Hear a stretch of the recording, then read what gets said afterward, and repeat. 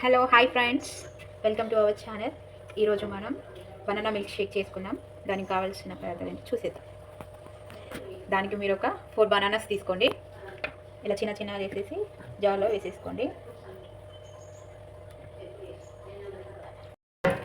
Next ఇందులో వేసేసుకున్న తర్వాత కొంచెం ఖర్జూరం వేసుకోండి.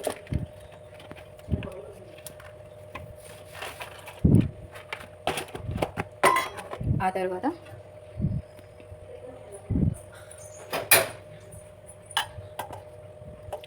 ఒక గ్లాస్ మిల్క్ తీసుకోండి.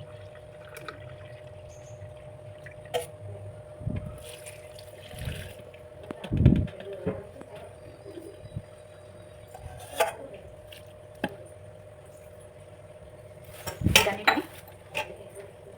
మిక్సీ పట్టేసుకోండి. నెక్స్ట్ గ్రైండ్ చేసుకోండి.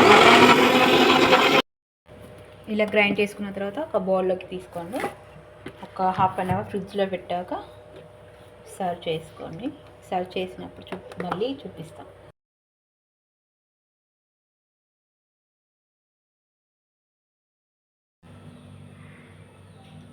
యమ్మీ సూపర్. మీకు కావాలంటే ఐస్ క్యూబ్స్ యాడ్ చేసుకోండి.